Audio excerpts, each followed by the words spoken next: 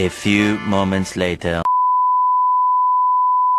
Assalamualaikum warahmatullahi wabarakatuh. Pada kali ini saya akan membahas tentang kategori klasifikasi data beserta contohnya. Baik, langsung saja. Klasifikasi data. Klasifikasi data adalah proses pengelompokan data berdasarkan karakteristik atau atribut tertentu untuk memudahkan pemahaman, analisis, dan pengambilan keputusan.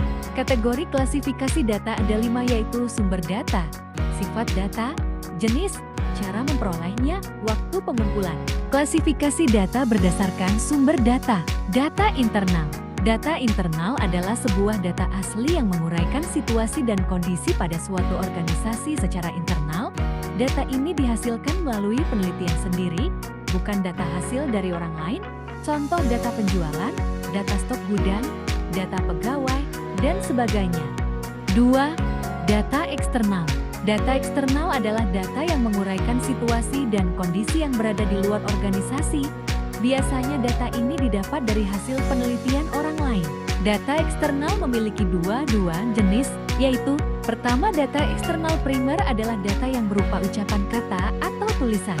Kedua, data eksternal sekunder adalah data yang diperoleh melalui seseorang.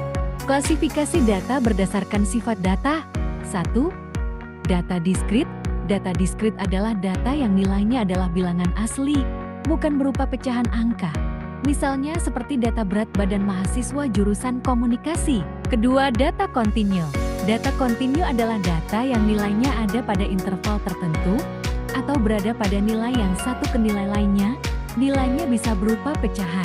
Contohnya seperti penggunaan kata sekitar, kira-kira, dan sebagainya. Klasifikasi data berdasarkan jenis data. Pertama, data kuantitatif.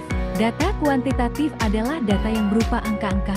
Contohnya adalah jumlah pengguna media sosial di Indonesia. Kedua, data kualitatif. Data kualitatif adalah data yang berupa kata-kata yang mengandung sebuah makna. Misalnya adalah tanggapan masyarakat terhadap penggunaan plastik. Klasifikasi data berdasarkan cara memperolehnya.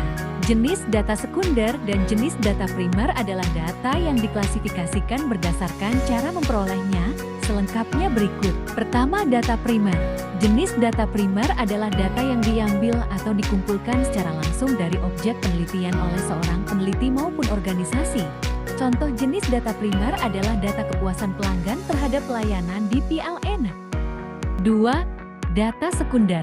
Data sekunder adalah data yang diperoleh tidak secara langsung dari objek penelitian. Contoh, data jumlah warga di desa. Data APBN. Data sekunder biasanya menggunakan data statistik baik dari hasil riset surat kabar ataupun media lainnya.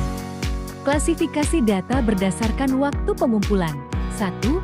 Data cross-section adalah merupakan data yang menunjukkan titik waktu tertentu.